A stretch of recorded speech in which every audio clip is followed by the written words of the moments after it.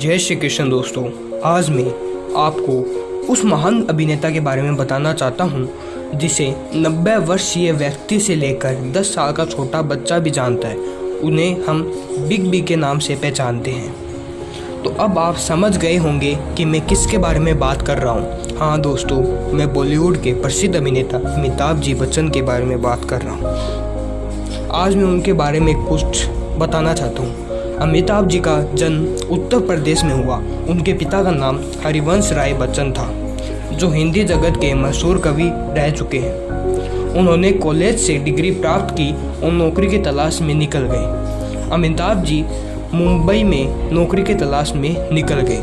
कई लोगों ने इन्हें बेइज्जत करके अपनी कंपनी से निकाल लिया। फिर उन्होंने एक रिकॉर्डिंग सेंटर में नौकरी मिल गई, जहां 1-2 मिनट के विज्ञापन में अमिताभ जी की आवाज़ का उपयोग किया जाता था और उनसे वहां साफ सफाई करवाई जाती थी और उनकी आवाज़ का रिकॉर्डिंग बना के विज्ञापन दिया जाता था। उन्हें प्रतिदिन सिर्फ 50 रुपये मिलते थे और मुंबई जैसे शहर में 50 रुपये में गुजारा होना मुश्किल था। अमिताभ जी रात भर खुले में हाँ दोस्तों, अमिताभ जी रात भर खुले रहने वाले कैंपस कॉर्नर पर बाहर बैठकर टोस्ट खाकर दिन गुजारते थे। खुले में आप समझ गए होंगे कि जैसे वो खुले टेंट रहते हैं शहर के कॉर्नर पे, वहाँ हमारे प्रसिद्ध अभिनेता अमिताभ जी टोस्ट खाकर अपना पूरा दिन गुजारते थे और फिर सुबह होते ही वापस वो अपनी नौकरी की खोज में निकल जाते। फिर उन्हें कई मुश्किल से एक फिल्म में 10-15 सेकंड का किरदार मिला, जहां भी उन्हें गूंगे रहने को कहा गया और उन्हें डायलॉग नहीं दिए गए और उनकी भारी आवाज़ पर हंसी उड़ाई गई। इसी तरह वो जहां भी नौकरी की तलाश में जाते, वहीं उनके लंबे कद और भारी आवाज़ को लेकर हंसी उड़ाई जाती और हर जगह से उन्हें ठोकर देकर बाहर निकाल दिया जाता था। इसी तरह ठोकरें खाते खाते असफलता पाकर भी अपने पैर नहीं थमाते, संघर्ष करते रहे और यही उनकी मेहनत उन्हें आज इस मुकाम पे ले आई है। आज वो बॉलीवुड के भगवान माने जाते हैं। हर कोई उनका फैन।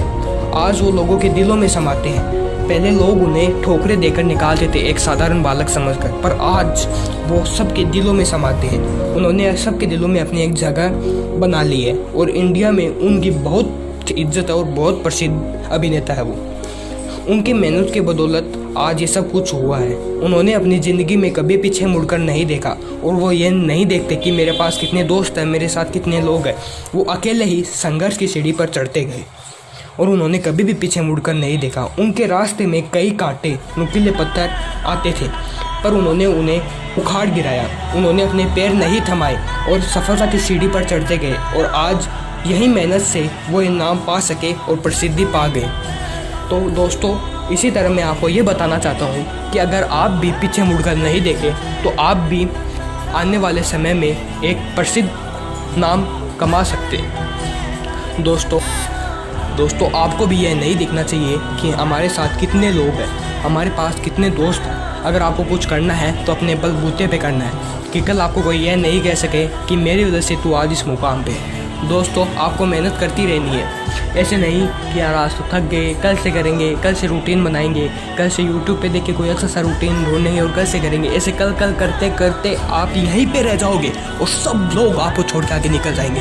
तो दोस्तों मेरी आपसे यही विनती है कि मेहनत ही सफलता की सीढ़ी है। अगर आप ये सोचते हैं कि मैं भगवान की पूजा करने से, माता पिता के चरण छूने से अगर मैं सफलता पा लूँगा, तो ये आपकी सबसे बड़ी गलतफहमी है। इसका आपको एक ना एक दिन पता चल जाएगा। इसलिए मैं कहता हूँ मेहनत कीजिए। आप किसी भी काम में मेहनत कीजिए। आप अगर स्पोर्ट्स में जाना चाहते हैं तो स्पोर्ट्स में मेहनत कीजिए। अगर आप बॉडी बिल्डिंग बनाना चाहते हैं तो बॉडी बनाने में मेहनत कीजिए। और अगर आप स्टडी में कुछ बनना चाहते हैं तो आप पढ़ाई कीजिए ना। अगर आप राइटर बनना चाहते हैं तो किताबें लिखिए ना। किताबें लिख के अपने पेन ख़त्म कर दीजिए, पेन के डब्बे ख़त्म कर दीजिए। तो दोस्तों मैं आपको यही कहना चाहता हूँ, मेहनत कीजिए। धन्यवाद दोस्तों।